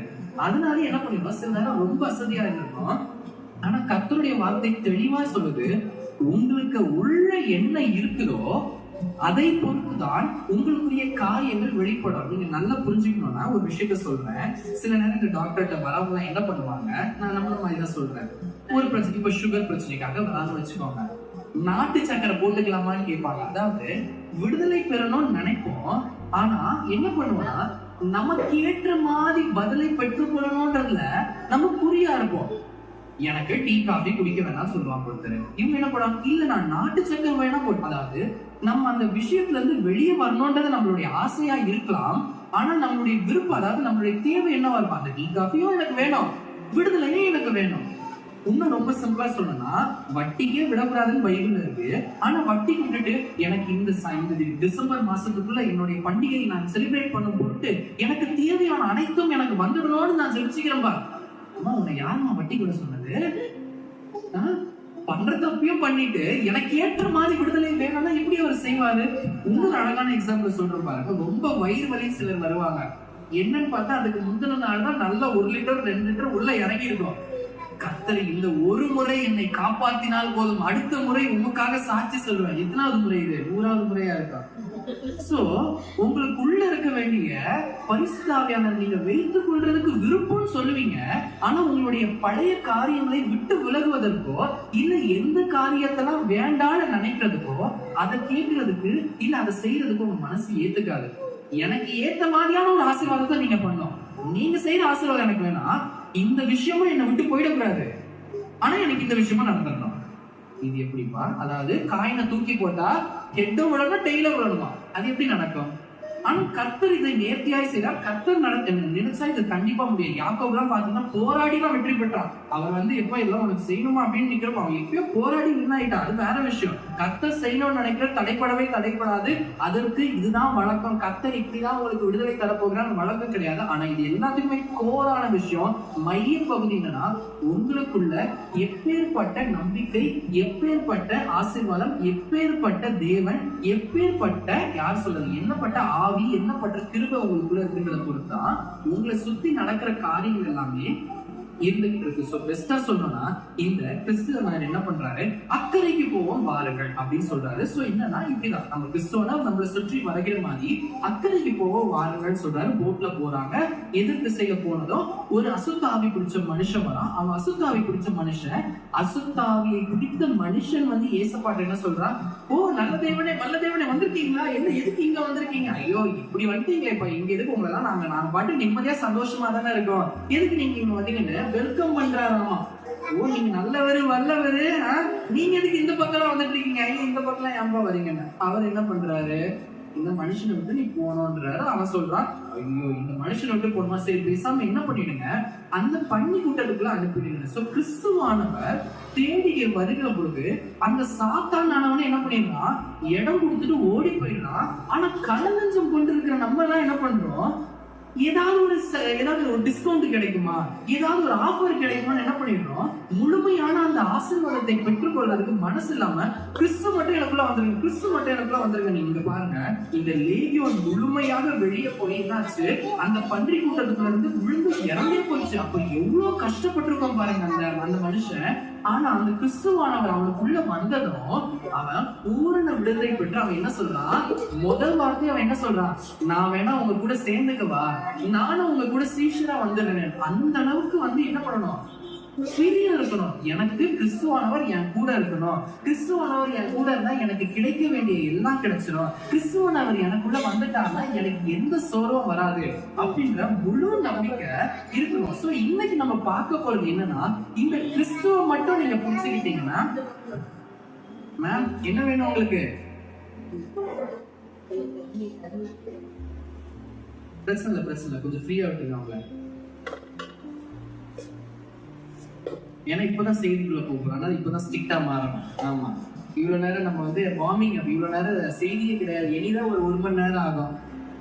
சரி ஃபைன், ஓகே ஸ்டார்ட். சோ வந்து நீங்க கிறிஸ்துவானவர் உங்களுக்குள்ள வந்தா என்னெல்லாம் உங்களுக்கு கிடைக்கும், நீங்க நிறைய விஷயத்தை பெற்றுக்கொள்ளலாம். ஆனா இன்னைக்கு உங்களுக்கு தேவையான இந்த முதல் வாரம் உங்களுக்கு தேவையான அந்த ஆசீர்வாதமான 4 கிருபைகளை பற்றி நம்ம இன்னைக்கு பார்க்க போறோம். கவலைப்படாதீங்க, 10 நிமிஷத்துல நான் ஃபாஸ்டா முடிச்சிருவேன், சரிங்களா? அதனால பயப்படாதீங்க. உங்களுக்கு வந்து நேரம் போறதே தெரியாது. டைமை மட்டும் பார்க்காம இருந்தீங்கன்னா உங்களுக்கு நேரம் போட தெரியாது. நான் சொல்ற மாதிரி 10 நிமிஷத்துல முடியும். டைமை பார்த்தீங்கன்னா அது வந்து 2 மணி நேரமா மாறிடும். அதுக்கு நான் பொறுப்பு கிடையாது. முள்ளு வேகமா சுத்துது. உங்க வீட்டுல வந்து பேட்டரி கொஞ்சம் பவர்ஃபுல்லா இருக்கனால முள்ளு வேகமா சுத்துது, அவ்வளவுதான் விஷயம், சரிங்களா? சூரியன் வந்து நிக்கும் நமக்காண்டி. Okay fine. சோ வந்து மார்க் எழுதின புஸ்தகத்தை எடுத்துக்கோங்க. மார்க் எழுதின புஸ்தகம் 4ஆம் அதிகாரம் 36ஆம் வசனம் எடுத்துக்கோங்க, வாசிக்க வேண்டாம். நீங்க எடுத்துக்கிட்டீங்கன்னா போதும், நான் படிக்கிறேன். மார்க் எழுதின புஸ்தகம் 4ஆம் அதிகாரம் வசனங்கள் 36 38 வரை. அவர் ஜனங்களை எல்லாம் அனுப்பிவிட்டு, நான் படிக்கிறது பைபிள்ல இருக்க மாதிரியே இருக்காது, உங்களுக்கு புரியுற மாதிரி இருக்கும், தப்பா எடுத்துக்கொள்ள வேண்டாம். அவர் ஜனங்களை எல்லாம் அனுப்பிட்டு படகுல இருந்தபடி என்ன பண்றாங்க, அவரை கொண்டு போனார்கள். வேற படகுலாம் அவங்க கூட போச்சு. அப்பொழுது என்ன ஆச்சுன்னா, பலத்த காற்று உண்டாயிற்று, படகு நிரம்பத்தக்கதாக அலைகள் அதன் மேல் மோதிற்று. கப்பலோட பின்னாடி என்ன பண்ணினாரு, அவர் தலைகாணியை போட்டு நல்லா தூங்கிட்டு இருக்காரு. அவர்கள் அவரை எழுப்பி, போதகரே மடிந்து போகிறது உமக்கு கவலையா இல்லையா என்றார்கள். இந்த சம்பவம் உங்களுக்கு எல்லாருக்கும் தெரியும். அவர் நிறைய ஜனங்களுக்கு பிரசங்கிச்சுட்டு என்ன பண்றாரு, நான் சொன்ன அந்த லேகியோனை போய் பார்க்கறதுக்கு முன்னாடி அக்கறைக்கு போவோம் வாருங்கன்னு சொல்லிட்டு என்ன பண்ணாரு, போட் எடுத்துட்டு கிளம்புறாரு. இவர் பாட்டு என்ன பண்ணாரு, போட் எடுத்தவங்க அந்த சீஷர்களோடு கூட இந்த கிறிஸ்துவானவர் இருக்கிறார். இப்போ இந்த சீஷர்களுக்கு என்னன்னா, இயேசுப்பா அவங்க கூட இருக்காங்கன்ற ஒரு நம்பிக்கை இருக்கு. நம்பிக்கை இருக்கிறதுனால என்ன பண்றாங்க, அவங்களுடைய சுய பலத்தால ரொம்ப போராடுறாங்க. அந்த காற்றையும் கடலையும் எப்படியாவது போராடி இந்த போட்ல இருந்து நம்ம தப்பிச்சா அக்கறைக்கு போயிடணும் எப்படியாவது. இயேசுப்பா நம்ம கூட இருக்காருன்ற பிரச்சனை, பயம் நம்பிக்கை இருக்கு. ஆனாலும் அந்த பயம் என்ன பண்ணுது, அவங்க போராடிக்குது. இவங்க என்ன பண்றாங்க, அவங்களோட சுயபலத்துல போராட்டம் நிறைய போராடி பாக்குறாங்க. நம்ம லைஃப்ல இப்படி ஒரு பிரச்சனை வருகிற பொழுது கிறிஸ்துவானவர் நம்ம கூட இருந்தாலும் என்ன பண்ணுவோம், முதல்ல நம்ம என்ன பண்ணுவோம், நம்மளுடைய சுயபலத்துல யார் யாரையாவது போய் கண்டிப்பா கேட்க முடியுமா, அந்த மினிஸ்டர் போய் பார்க்க முடியுமா, அந்த ஊராட்சி தலைவர் போய் பார்க்க முடியுமா, இந்த மேடம் போய் பார்க்க முடியுமா, இந்த சாரை போய் பார்க்க முடியுமா, இவங்கள்ட்ட காசு கேட்க முடியுமா அப்படின்னு என்ன பண்ணுவோம், நம்மளுடைய சுயபலத்துல போராடி போராடி பார்ப்போம். ஆனா அந்த காற்று என்ன ஆகாது, அடங்காது, கடலை என்ன ஆகாது, அமைதியாவாது. நம்மளுடைய போராட்டம் அதிகமாயிட்டே போற மாதிரி தான் இருக்கும். இன்னைக்கு வரைக்கும் இங்க வந்திருக்கு யாரோ ஒருத்தர் யோசிக்கலாம், தம்பி நீ சொல்றது கரெக்ட் தான், நாங்களும் அந்த மாதிரி நிறைய பிரேயர் பண்ணி பார்த்துட்டோம், எத்தனையோ ஜெப கூட்டம் வச்சிருக்காங்க, எத்தனையோ மீட்டிங் வந்து பார்த்திருக்கோம், எனக்கு ஐயா பிரேயர் பண்ணி பார்த்தாங்க, அம்மா பிரேயர் பண்ணி பார்த்தாங்க, எத்தனையோ மெசேஜ் யூடியூப்ல கேட்டுட்டு இருக்கோம். ஆனாலும் எங்க வாழ்க்கையில இருக்க பிரச்சனை முடியவே இல்லையே, ஒண்ணுமே அந்த பிரச்சனை அப்படியே தானே இருந்துகிட்டு இருக்கு அப்படின்னு நீங்க நினைக்கலாம். ஆனால் நீங்க பண்ற தப்பு என்ன, கர்த்தர் கூட இருக்கிறாருன்றத மறந்துட்டு படுகிற அந்த பயம் தான் என்ன பண்ணுது, சாத்தானுக்கு உங்களை அடக்கடிச்சு பார்க்கலாம், இவனை பயப்படுறான், அப்போ உங்களுக்கு சான்ஸ் இருக்கு. நீங்க யோசிச்சு பாருங்க, எங்க வாய்ப்பே கிடையாதோ அப்பதான் வந்து என்ன பண்ணுவாங்க, சாத்தான் இது பண்ண போவான். இல்லைன்னா வாய்ப்பு இருக்கிற வரைக்கும் அவன் என்ன பண்ணுவான், இந்த தூண்டில போட்டு பார்க்கலாம், இந்த மாதிரி தூண்டில் போட்டு பார்க்கலாம். சில நேரம் உங்க நெருங்கினவர்களே வந்து சொல்லுவாங்க, ஐயோ இந்த பிரச்சனை நீ மாட்டிக்கிட்டியா, அவ்வளவுதான்ப்பா நீ முழுக போற, அவ்வளவு இந்த பேர் காற்று எப்படி அடிச்சுக்கிட்டு இருக்கு, இந்த போட் அவ்வளவுதான் முழுக போகுது, இந்த கடல் எப்படி கொந்தளிச்சுட்டு இருக்கு பாரு, ஐயோ நம்மளுக்கு தான் பாதி பேருக்கு நீச்சல் தெரியுமான்னு கூட தெரியல, அதனால கடல் எவ்வளவு கொந்தளிச்சுட்டு இருக்கு பாரு, இந்த பிரச்சனையில நம்ம கண்டிப்பா மூழ்கி போயிடணும். ஆனால் கிறிஸ்துவானவர் கூட இருக்கிற பட்சத்துல 39ஆம் வசனம் சொல்லுது, அவர் என்ன பண்றாரு, எழுந்து காற்றை அதட்டி கடலை பார்த்து இறையாவே அமைதியாயிரு சொல்றாரு. இந்த மாதத்துடைய முதலாவது கிருபை நீங்க என்ன பெற்றுக்கொள்ள போறீங்கன்னா, கிறிஸ்து உங்க கூட இருக்கிற பட்சத்துல உங்களுடைய வாழ்க்கையில நீங்க பார்த்துக்கிட்டு இருந்த காற்றை நீ பார்க்க போறது இல்ல, கடலையும் நீங்க பார்க்க போறது இல்ல, எல்லாமே கிறிஸ்துவானவர் உங்க கூட இருக்கிற போது அமைதியா இருக்க போது நீங்க என்ன சொல்லணும், என் கூட கிறிஸ்து இருக்காரு, என் கூட இருக்கிற தேவன் வல்லமையானவர், என்னுடைய கிறிஸ்துடைய இயேசுவின் நாமத்தினாலே சொல்றேன், இந்த காற்றை நீ நான் பார்க்க கூடாது, இந்த கடலை நீ நான் பார்க்க கூடாது, எப்படி இருக்கணும், ஆமா சினிமால பாக்குறப்பதான் நமக்கு அதெல்லாம் வந்து ரொம்ப எக்ஸைட்மெண்ட் ஆகும். கிறிஸ்துவ பத்தி சொல்றது, ஆனா இந்த சினிமால வர டைலாக் எல்லாம் பாக்குறப்ப சிலருக்கு ரொம்ப வந்து துள்ளி அப்படின்னு வீடியோ எல்லாம் பார்ப்பேன், அந்த பேப்பர் எல்லாம் தூக்கி போட்டு அப்படி உற்சாகமா சொல்லுவாங்க. ஆனா கர்த்தருடைய வார்த்தை வர மட்டும், எனக்கு இந்த வார்த்தையை நம்பலாமா நம்ப கூடாதா, நிஜமா இவர் சொல்ற மாதிரி நடக்குமா நடக்காதா அப்படின்னு நானே இங்க சொல்றாரு. அந்த வார்த்தை அழகா இருக்கும். இதுக்கு அடுத்த வசனம் நினைக்கிறேன், 40வது வசனம் படிங்க யாராவது. அவர் அவர்களை நோக்கி ஏன்ப்பா இப்படி பயந்துட்டு இருக்கீங்க, நான் கூடவே தானப்பா இருக்கேன், உனக்கு நான் கூட இருக்கேன், நீ என் கிட்ட வந்துட்ட, அதாவது நான் உன்னை தேடி தேடி வந்தேன், நீ என் கிட்ட வந்துட்ட, நீ எதுக்கு இன்னும் பயந்துகிட்டே இருக்க, நான் உன் கூட தானே இருக்கேன், இப்படி தட்டுறான உடனே எழுந்துக்க போற, நீ என்ன கூப்பிட்டனா உடனே உனக்கு வேண்டியதை செய்ய போற, அப்படி இருக்கப்ப சுத்தி இவ்வளவு காத்தடிக்குது, ஐயோ இப்படி பிரச்சனை வருது, இவ்வளவு கஷ்டம் வருது அப்படின்னு ஏன் நீங்க இது பண்ணிட்டு இருக்கீங்க. முதல்ல ஒரு விஷயத்தை புரிஞ்சுக்கோ, நான் சொன்னா அது அமைதியாயிடும். இனி நீ உன்னோட லைஃப்ல பார்த்துட்டு இருந்த காற்றையும் பார்க்க போறது இல்ல, கடல் கொந்தளிப்பையும் பார்க்க போறது இல்ல. கர்த்தர் தயவாய் சொல்றார், உங்களுக்கு இந்த மாதத்துல கர்த்தர் தயவாய் சொல்றாரு, உன்னுடைய முதல் கிருபை என்னன்னா, இனிமேல் உன்னுடைய வாழ்க்கையில ஒன்ன அழகழிச்ச, ஒன்ன கஷ்டப்படுத்தின, ஒன்ன போரடிக்கிறதுக்கு வந்த, ஒன்ன குடும்பப்படுத்துறதுக்கு வந்த அந்த காற்றையும் பார்க்க போறது இல்ல, கடலையும் பார்க்க போறது இல்ல. என்ன மட்டும் நீ தனித்துரு, ஏதாவது பிரச்சனை நீ என் கிட்ட ஓடிவா, உன் வீட்டுல இருக்கவங்க போய் தேடி பார்க்காத, உங்க சுத்தி இருக்கவங்க போய் நீ நாடி பார்க்காத, என் கிட்ட மாட்டாரு, நான் உனக்குள்ள இருக்கல, நீ எனக்கு இடம் கொடுத்துட்டல, நீ எனக்கு இடத்தை மட்டும் கொடுத்துரு, நான் உள்ள இருந்து நான் பண்றத மட்டும் பாரு. பயங்கரமான விஷயமா இருக்கும், நீ நினைச்சு பார்க்க முடியாத விஷயமா இருக்கும், இதெல்லாம் நடக்குமான்னு நீ யோசிச்சிருப்ப. ஆனால் தேவனால் எல்லாம் கூடும்.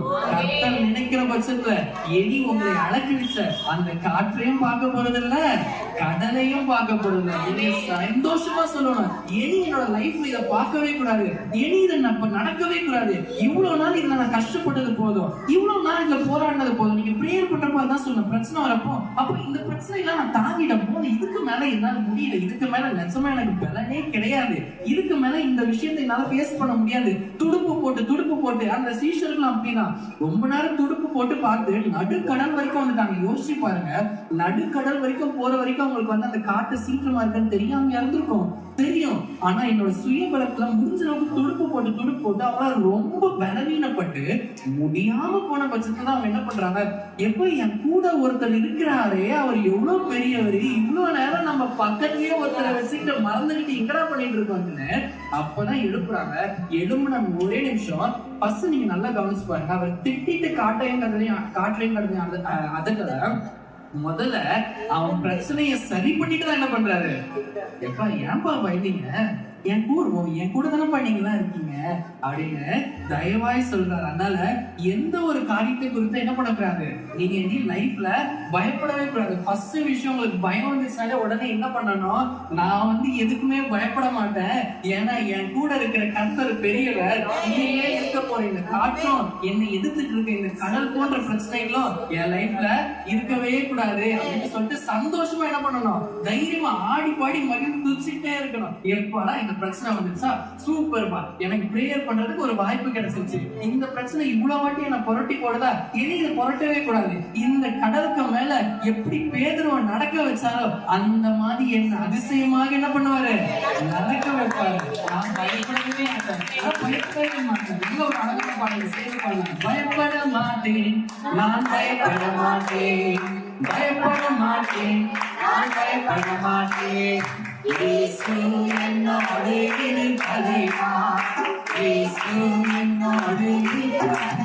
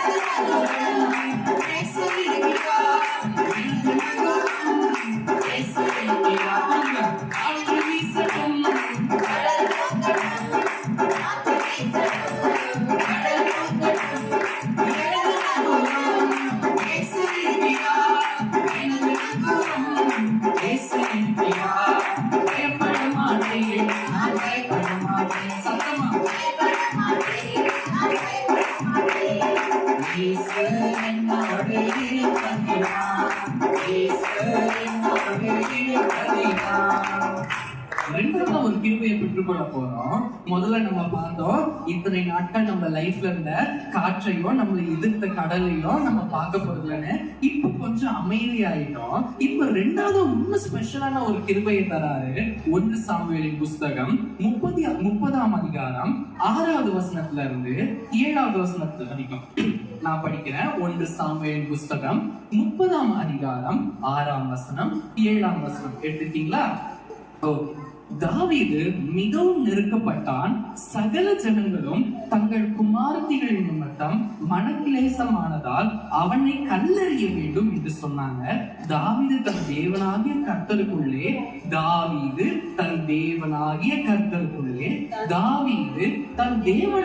கர்த்தருக்குள்ளே தன்னை திடப்படுத்திக் கொண்டான்.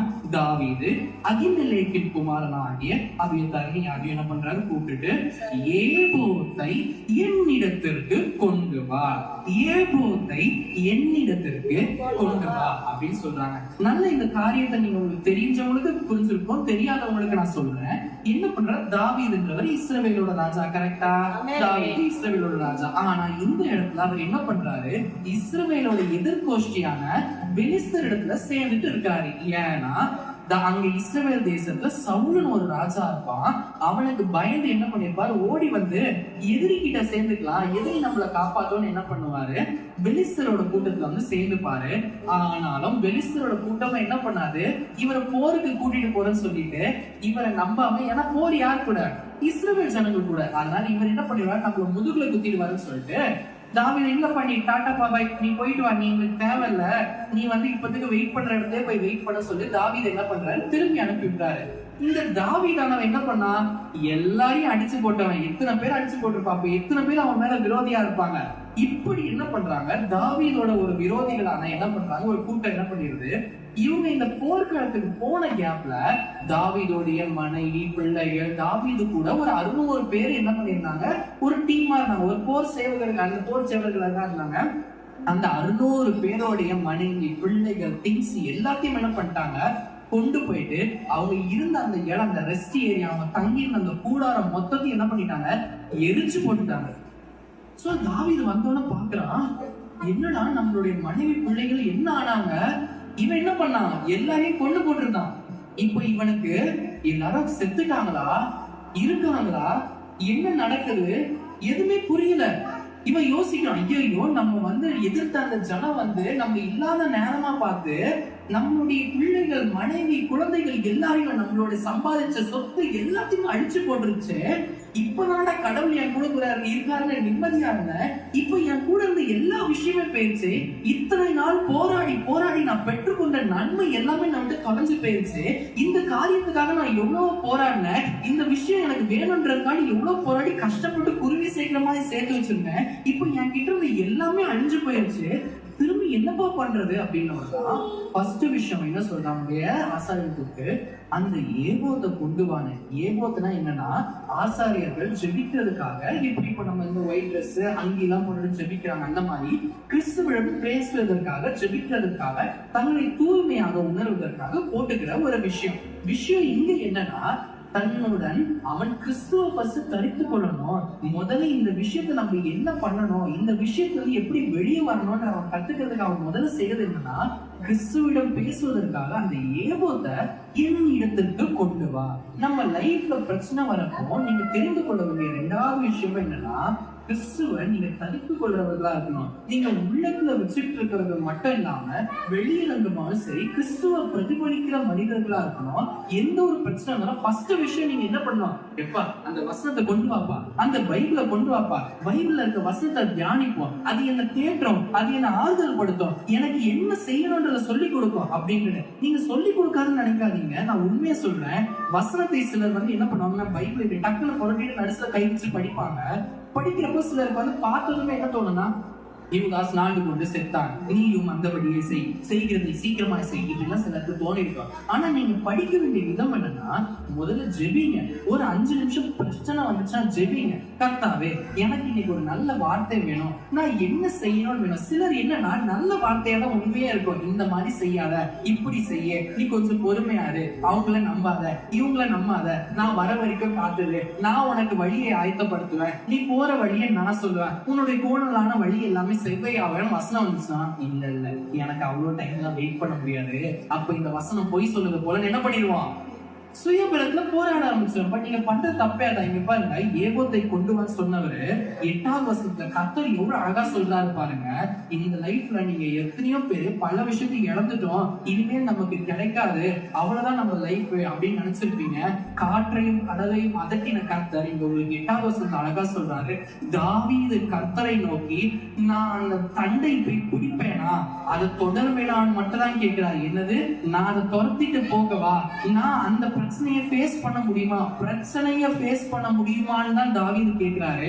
ஆனா அதற்கு கர்த்தர் சொல்றார், நீ பின்தொடர், அதை நீ பிடித்து சகலத்தையும் திருப்பிக் கொள்வாய். உங்க லைஃப்ல நீங்க தொலைச்சிட்டீங்கன்னு நினைப்பீங்க, ஆனா கர்த்தர் சொல்றாரு, இந்த பிரச்சனையை நான் ஃபேஸ் பண்ணா போதும்னு நினைப்பீங்க, ஆனா இந்த பிரச்சனையை நீ ஃபேஸ் பண்ணி ஜெயிக்கிறது மட்டும் கர்த்தர் உனக்கு தரப்போற கிருபை கிடையாது, சகலத்தையும் திருப்பிக் கொள்ள போகிறாய். இத்தனை நாட்கள் நீ லைஃப்ல எந்தெந்த டைம்லாம் நீ இழந்தியோ, அந்த டைமுக்கு 1க்கு 30 1க்கு 60 1க்கு 100 கர்த்தர் உங்களுக்கு சகலத்தையும் திரும்பி தருவதற்கு இந்த சண்டே, இந்த வாரத்துடைய இந்த ஞாயிற்றுக்கிழமை கர்த்தர் உங்களுக்கு கிருபையாய் பதிலளிக்கிறாங்க. நல்ல உங்களுடைய கைகளை விசத்தி சகலத்தையும் நான் திருப்பி கொள்ளணும் சொல்லுங்க, சகலத்தையும் திருப்பி கொள்ளணும்ப்பா. என்னோட லைஃப்ல நாங்க எத்தனையோ விஷயத்தை தொடச்சிருக்கோம், அந்த சகலத்தையும் நாங்க திருப்பி கொள்ளணும். நீங்க எனக்கு சகலத்தையும் திருப்பி தருவீங்க. இந்த விஷயம் எனக்கு கிடைக்காதுன்னு நினைச்சோம், ஆனா இந்த விஷயத்தை நீங்க தருவதற்கு எனக்கு நல்லதா இருக்கீங்க. எப்பயுமே சொல்லிக்கிட்டே இருங்க. எப்பயும் உங்களோட ஜெபத்துல எனக்கு சகலத்தையும் திருப்பி தருவதற்கு வல்லவராயிருக்கீங்க, சகலத்தையும் திருப்பி தருவதற்கு வல்லவராயிருக்கீங்க, நீங்க எனக்கு செய்தீங்க, இந்த விஷயத்துக்காக நாங்க ரொம்ப போராடி இனிமேல் எனக்கு கிடைக்காது ரொம்ப சோர்ந்து போயிட்டோம், ஆனால் நீ சகலத்தையும் திருப்பி தருவதற்கு வல்லவராயிருக்கீங்க. நீங்க இப்போ ஒரு விஷயத்த மறந்துருப்பீங்கன்னு நினைக்கிறேன். என்ன வசனம் படிச்சாங்க அம்மா? என்ன வசனம் படிச்சாங்க? ஆதியாகமம் 20 அந்த வசனத்தை திரும்பி படிக்க பார்ப்போம். இவ்வளவு நேரம் உங்களுக்கு ஞாபகம் இருக்காது, இப்ப படிங்க. நான் உங்களுடனே இருந்து, நான் உங்களுடனே இருந்து, நான் உங்களுடனே இருந்து இப்போ உனக்கு காத்துப்பேன். வேற இந்த தேசத்திற்கு நீ எந்த தேசத்துல விருப்பப்பட்டியோ அந்த தேசத்திற்கு, நீ எப்படிப்பட்ட நிலைமையில இருக்கணும்னு ஆசைப்பட்டியோ அந்த தேசத்துக்கு உன்னை திரும்பி வர பண்ணுவேன். உன்னுடைய சகலத்தையும் நீ என்ன பண்ண போற? திரும்பியும் கொள்ள போகிற. இப்ப புரியுதா நான் ஏன் சொல்றேன்னு? எனக்கு அவங்கள்ட்ட பேசுனேன் நானு. கர்த்தர் இந்த இடத்துல என்ன பேசணும்னு நினைச்சாரோ பெர்ஃபெக்ட்டா பேசிட்டாங்க, பெர்ஃபெக்ட்டா நடத்திட்டு இருக்காரு. ஆனா இந்த விஷயத்த நீங்க சர்ச்சை விட்டு வெளியே போனதை மறந்துட்டீங்கன்னா நான் எதுவும் பண்ண முடியாது. அந்த வார்த்தையில நீங்க விசுவாசமா பிடிச்சுக்கிட்டு இருக்கணும். ஏன்னா பிரச்சனைன்றது எப்பயுமே நீங்க நினைக்காத ரூபத்துல தான் வரும், சிலது உங்களுடைய ரொம்ப வேண்டிய ரூபத்துல தான் வரும். ஆனா பிரச்சனை வருகிற போது கர்த்தர் தந்த இந்த அருமையான 2 கிருபைகளை நீங்க யோசிச்சு பார்க்கணும். என்னது? உங்களுக்கு வருகிற, உங்களை எதிர்க்கிற காற்றையும் நம்ம காண போறது இல்ல, கடலையும் நம்ம காண போறது இல்ல. நெக்ஸ்ட் என்னது? உங்களுக்கு நீங்க இழந்த சகல காரியத்தையும் என்ன பண்ண போறீங்க? சகல காரியத்தையும் நீங்க திருப்பிக் கொள்ள போகிறீங்க. நீங்க இவ திருப்பிட்டானா இல்லையானது கொஞ்சம் பாருங்க. 30ஆம் அதிகாரத்தோடைய 19ஆம் வசனம் அவர்கள் சொல்றாங்க பாருங்க. அவர்கள் கொள்ளையடித்து கொண்டு போன எல்லாவற்றிலும் சிறியதிலும் பெரியதிலும் குமாரரிலும் குமார்த்திகளிலும் ஒன்றும் குறைவுபடாமல் எல்லாவற்றையும் திருப்பி கொண்டு வந்தார்கள். உங்களுடைய இடத்துக்கு திருப்பிட்டு வருவீங்க. நீங்க திரும்பி வருகிற பொழுது ஒரு குறைவுன்னு நீங்க சொல்லாத வகையில கர்த்தர் என்ன பண்ணாரு? உங்களை நடத்தி வருவார். அந்த சாமுவேலுக்கு இந்த தாவீதுக்கு அந்த இடத்துல சூப்பரான வெற்றி கிடைச்சது. அவன் போயிட்டு அவன் என்ன நினைச்சு போனா, என்னோட வீட்டை அடிச்சவன நான் போய் அழிக்கணும்ன்றது மட்டும் தான் அவனோட எண்ணமா இருந்துச்சு. என் வீட்டுல இருக்க எல்லாத்தையும் முடிச்சவன, என் வீட்டுல இருக்க திங்ஸ் எல்லாத்தையும் கறி ஆக்கணவன நான் திரும்பி போய் பழி வாங்கணும். தாவீது பத்தி உங்களுக்கு நல்லா தெரியும். தனியா ஒருத்தனா இருந்தப்பயே ஒரு கூழாங்கலை கொண்டு மொத்த பெலிஸ்தரியோட ராணுவத்தை அலக்கழிச்சவன். அப்படி இருக்க போய் இப்ப அவனுக்கு என்னன்னா 600 பேர் என் கூட இருக்காங்க. மொத்த பேரையும் போயிட்டு என்ன பண்ண போறீங்க? என் வீட்டை அடிச்சவங்க தான் மொத்த பேரையும் அழிக்கணும்ட்டு போனவனுக்கு அவனுடைய மனைவி, பிள்ளைகள், திங்ஸ், வீடு எல்லாமே என்னாச்சு? ஒரு குறைவில்லாம கர்த்தர் திருப்பி தந்தாரு. ஒரே காரணம், அவன் போறதுக்கு என்ன பண்ணான்? என்கிட்ட அவர் இருக்கணும், என்ன செய்யணும், என் கூட நீங்க இருங்க. அந்த ஏபத்தை கொண்டு வந்து நான் தரிசிக்கிறேன், ஆசாரியன் இல்ல நானே தரிசிக்கிறேன். இப்ப சொல்லுங்க நான் என்ன பண்ணட்டும் அப்படின்னு சொல்லி அவனுக்கு கர்த்தர் என்ன பண்ணார்? அழகான வெற்றி தந்தார். அதனால எப்பயுமே நம்ம கிறிஸ்தவர்களா இருக்க நமக்கு வெற்றி மட்டும் தான் இருக்கும். என்ன ஒண்ணு அது கொஞ்சம் தாமதமா வரும், இல்லைன்னா அவர் நினைக்கிற டைரக்ஷன்ல இருந்து வரும். நான் எப்பயுமே சொல்லுவேன், ஒரு மெழுகுவர்த்தி நடு வீட்டுல கொளுத்தி வச்சுட்டு ஒரு குழந்தை சுத்தி தேடிக்கிட்டே இருக்குமா. தேடுறப்போ ஒரு பொருளை தேடிக்கிட்டு இருக்குமா. அந்த மெழுகுவர்த்தி காற்று அடிக்கிறனால என்ன பண்றாரு? அவங்க அப்பா மறைச்சு வச்சுக்கிறாரு.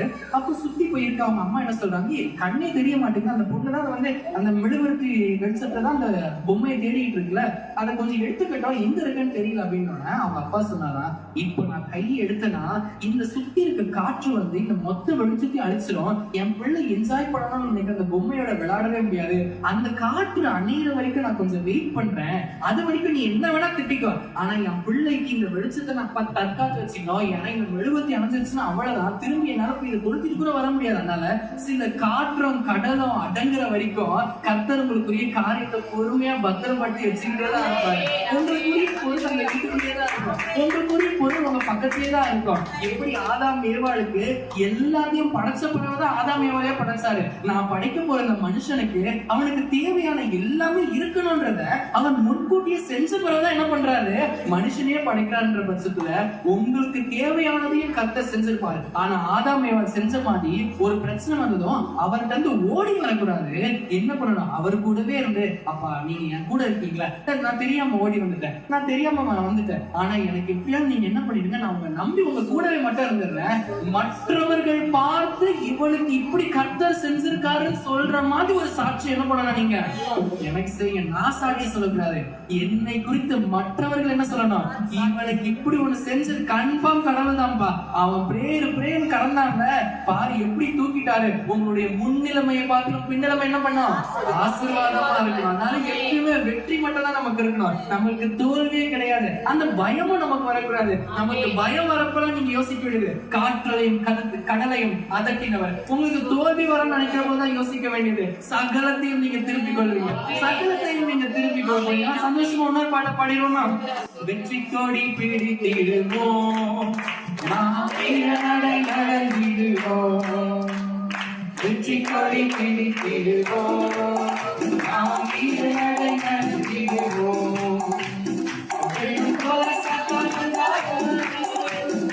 ஆவியானே கொடி பிடித்தார்,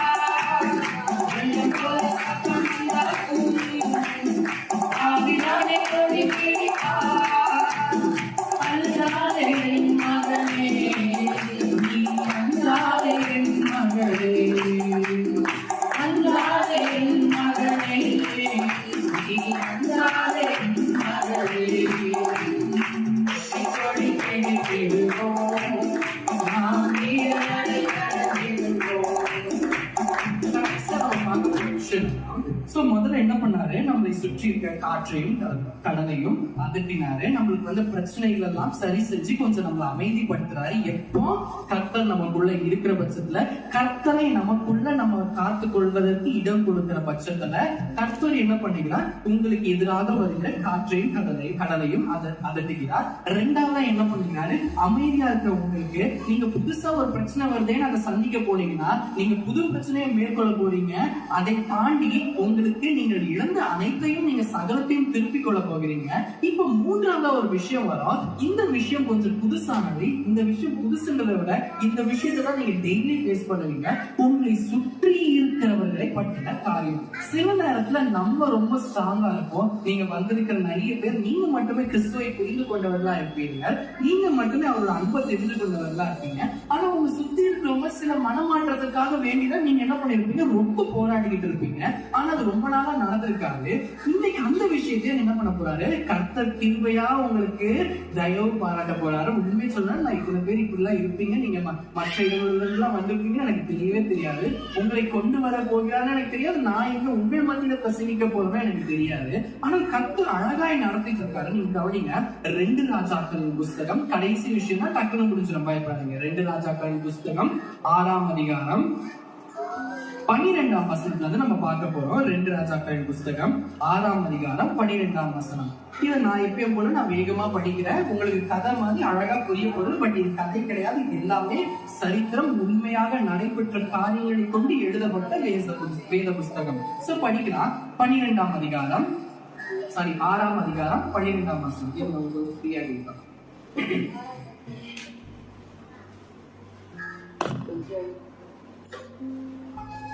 சரி, எல்லாரும் கவனிக்கிறீங்களா? அப்போ 6ஆவது அதிகாரம் 12ஆம் வசனம். அப்ப என்ன பண்றான் அந்த ஊழியக்காரர் ஒருத்தர்? என்ன பண்றான்?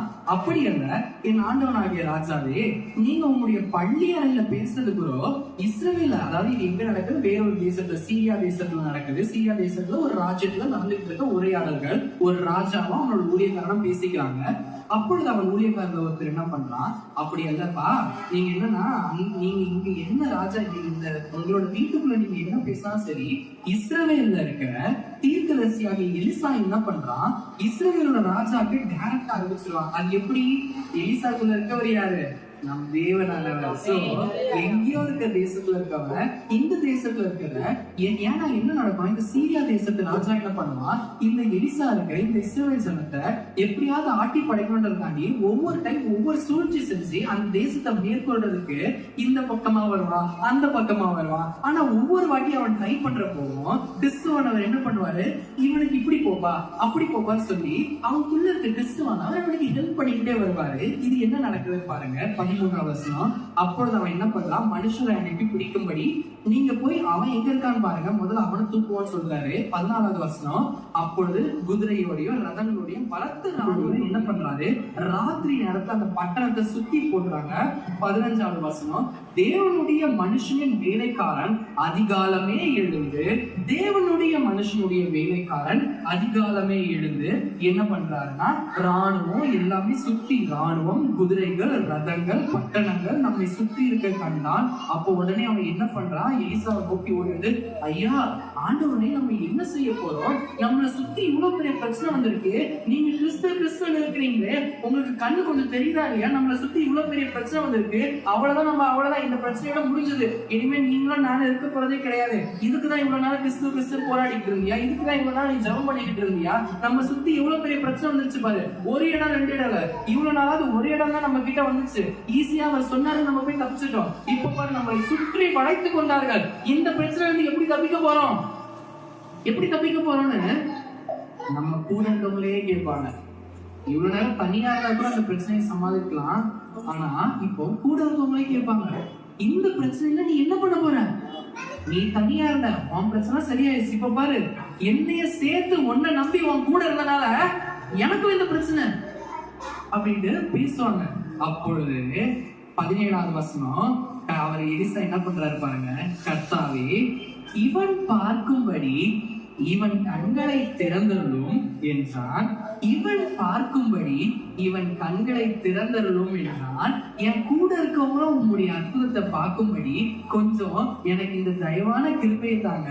என் கூட இருக்கவங்க உங்களுடைய அன்பு விசுவாசிக்கணும். என் கூட இருக்கிறவங்களும் இவ்வளவு நாள் கஷ்டத்துல இருக்காங்க, என் கூட இருக்கவங்க என் கூட ரொம்ப போராடிட்டு இருக்காங்க, அவங்களோட கண்ணை கொஞ்சம் திறந்து காமிங்கன்னு சொல்றாரு. அந்த வசனத்தை அப்படியே பாருங்க. உடனே கர்த்தர் அந்த வேலைக்காரனுடைய கண்களை திறந்தார். உடனே கர்த்தர் நம்ம கூட இருக்கவங்க கண்களை திறந்தார். இதோ எலிசாவை மட்டுமே எதிர்பார்த்து, எலிசாவுக்காக மட்டுமே அங்க வந்த அக்கினிமயமான குதிரைகளாலும் ரதங்களாலும் அந்த மலையே நிறைந்திருக்கிறதை அந்த வேலைக்காரன் என்ன பண்றான் பார்த்தா. உங்களுக்காக மட்டும் இல்ல, உங்க கூட கிறிஸ்துவானவர் இருக்கும்போது உங்க கூட இருக்கிறவர்களுடைய கண்களையும் திறந்து அவர்களுக்கும் தயவு பாராட்டுறதுக்கு இன்னைக்கு ஒரு அழகான கிருபையை கிடைக்கிறாங்க. இந்த 3வது விஷயத்தையும் நம்ம சுதந்திரிக்க போறோம். என் கூட இருக்கவங்க என்ன பண்ணணும், இந்த கிருபையை பெற்றுக்கணும். என் கூட இருக்கவங்க என்ன பண்ணணும், உம்முடைய அன்பை புரிஞ்சுக்கணும். என் கூட இருக்கவங்க என்ன பண்ணணும், உம்முடைய தயவான இரக்கத்தை பெற்றுக்கொள்ளணும். அப்படியே கடைசி வசனத்தை படிச்சு முடிச்சிடலாம். 23ஆம் வசனம். அப்பொழுது அவர்களுக்கு பெரிய விருந்து பண்ணி அவர்கள் புசித்து குடித்த பின்பு அவர்களை அனுப்பிவிட்டான். அவர்கள் தங்கள் ஆண்டவனிடத்திற்கு போய்விட்டார்கள். சீரியர்களின் கண்டுகள் இஸ்ரவேல் தேசத்துக்கு அப்புறம் வரவில்லை. இந்த வசனம் உங்களுக்கு இப்படி சொன்னா புரியாது, என்ன நடந்துச்சுன்னு சொல்றேன். இந்த வேலைக்காரனுக்கு கர்த்தர் அதை காமிச்ச பிறகு அப்பயும் என்ன பண்றாரு, இந்த எலிசா அந்த எதிரிகளை அழிக்கிறதுக்கு மனம் இல்லாம என்ன பண்றாரு, கண்களை குருடாக்குன்னு சொல்றாரு.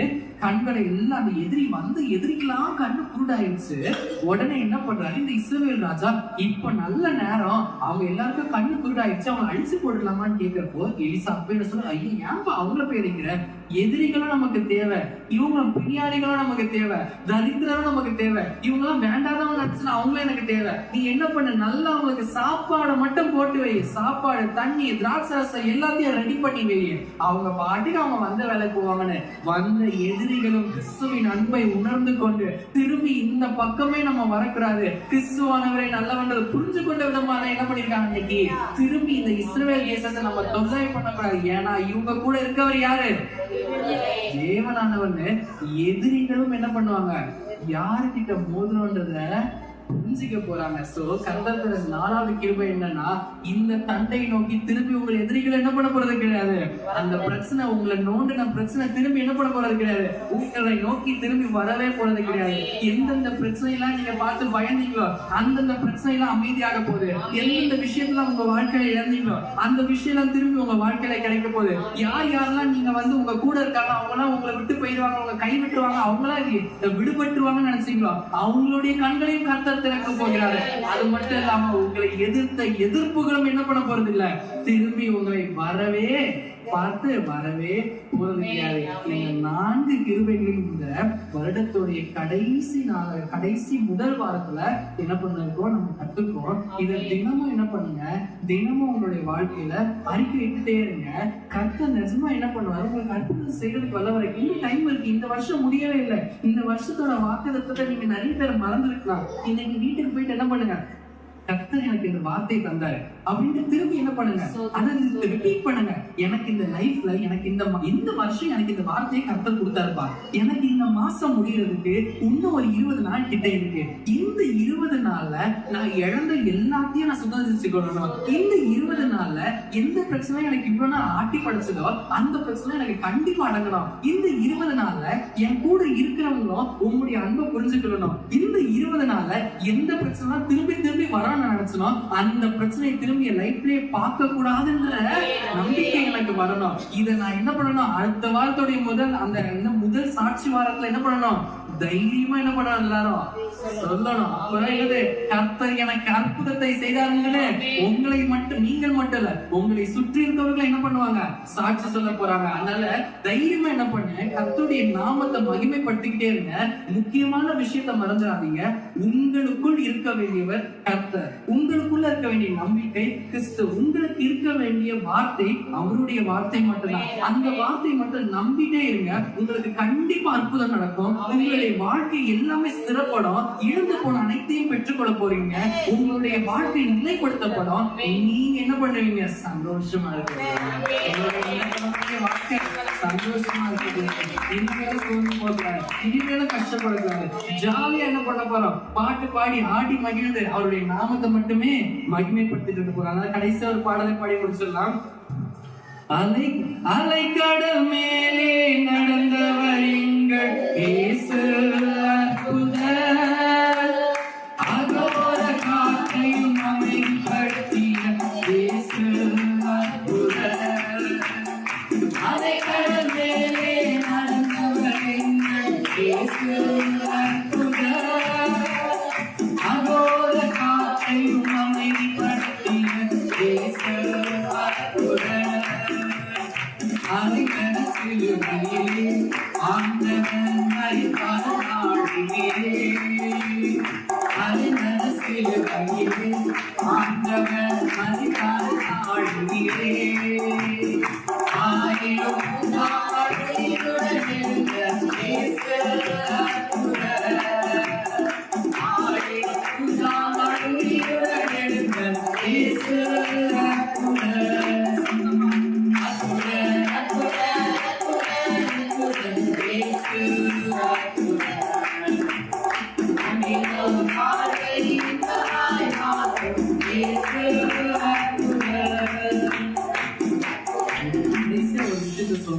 மறந்துட்டேன். நான் இப்போ அங்கிள் கண்டினியூ பண்ணிட்டு தான் கூப்பிட்டேன். டக்கு நான் அவங்களை உட்கார வச்சுட்டாருன்னு நினைக்கிறேன். அவங்க தண்ணி குடிச்சுட்டு வந்துட்டாரு. எனக்கு அடுத்து ஒரு அழகான விஷயத்தை ஞாபகப்படுத்தினாரு, சொல்லணும்னு நினைச்சேன். ஸோ இந்த பாடலை நீங்க கவனிச்சிருப்பீங்க. சிலுவையில் அறையப்பட்டு 3ஆம் நாள் உயிருடன் எழுந்த இயேசு அற்புதர். நல்லா புரிஞ்சு பாருங்க. ஏசாயா தீர்க்கதரிசி புஸ்தகத்திலேயே சொல்லியாச்சு, மனுஷகுமாரன் வருவாரு, ஒப்பு கொடுக்கப்படுவாரு, உயிர் தெழுவாரு, எல்லாரையும் மீட்டுக் கொள்வாருன்னு. ஒரு மனிதரா வலி அனுபவிக்கணுன்றதுக்காகவே நமக்காக இந்த மனுஷங்களாம் மீட்டு பண்றதுக்காகவே ஒருத்தர் பிறந்திருக்காருன்னா அப்ப எவ்வளவு அன்பான தேவனா அவர் இருப்பாரு. நான் சாக போறேன், நான் அந்த வழியெல்லாம் அனுபவிக்க போறேன், ஆனா திரும்பி உயிர் தெழுவேன், பரவாயில்ல அந்த பாடுகளை நான் அனுபவிக்க போறேன். ஆனா இந்த வாழ்க்கையை நீங்களும் நிம்மதியா வாழ முடியும், நீங்களும் வெற்றியோட வாழ முடியும்னு உங்க எல்லாருக்கும் எடுத்துக்காட்டா நான் வாழ்ந்து காட்டணுன்றதுக்காகவே தன்னுடைய ஒரே பேரான குமாரனை கிறிஸ்து இயேசுவாக நமக்காக தந்த அந்த அற்புதம் எவ்வளவு நல்லவர். இந்த கிறிஸ்துமஸ் கொண்டாடுற இந்த மாதத்துல இதை நீங்க எல்லாரும் நினைவு கொடுங்க. உங்களுக்காகவே வலிய அனுபவிப்பான்னு தெரிஞ்ச எல்லாரும் கஷ்டம் வந்துச்சுன்னா இப்போ இந்த கஷ்டம் வராம அப்ப நான் வரல இல்லப்பா இந்த பிரச்சனை நான் என்னை கூப்பிடாதப்பான்னு சொல்லிட்டு ஒதுங்குற இந்த மனிதர்களின் மத்தியில எனக்கு இந்த மனிதர் தன்மையான இந்த மனிதர்கள் அனுபவிக்கிற அதிக வலியை நான் அனுபவிக்க போறேன்னு தெரிஞ்சு என்ன பண்றாரு, நமக்காண்டி ஒருத்தர் பிறந்து வந்தாருன்னா அவரை நம்ம என்ன பண்ணணும், மறந்துடவே கூடாது. வாழ்க்கையில இந்த கிறிஸ்துமஸ் காலங்கள்ல நீங்கள் அதை நினைவுக்கு சில பெண்டிகோஸ்டல் சர்ச் கிறிஸ்துமஸ் கொண்டாட மாட்டாங்க, எனக்கு எப்படின்னு தெரியாது. பட் நான் சொல்றது என்னன்னா, கிறிஸ்துமஸ் நீங்க நினைவு கொள்ளணும், கிறிஸ்து பிறப்பை நினைவுக்கு வந்து நமக்காக ஒருத்தர் உயிரோட வந்தா இருப்பா, நமக்காக பிறந்தா இருப்பா, நமக்காக நம்மள மாதிரியே தாழ்மையில பிறந்தா இருப்பா, நமக்காக வர உயிரோட உயிர் இழந்து திரும்பி ஜீவனை கொடுத்து திரும்பி 3ஆம் நாளே சொன்னது போலவே உயிர் தந்த அந்த தேவனை உங்களுடைய இருதயத்தை கொண்டுங்க. நீங்க வெளியரங்கமாய் எப்படிப்பட்டவர்களா இருந்தாலும் சரி, உள்ள நீங்க கர்த்தரை மற்றும் கொண்டிருக்கிற பட்சத்துல சொன்ன இந்த 4 கிருபைகளையும் இந்த மாதத்திலேயே நீங்க சுதந்திரத்துக் கொள்ளுங்க. இயேசுவின் நாமத்தை கொண்டு உங்களை எல்லாம் ஆசீர்வதிக்கிறேன்.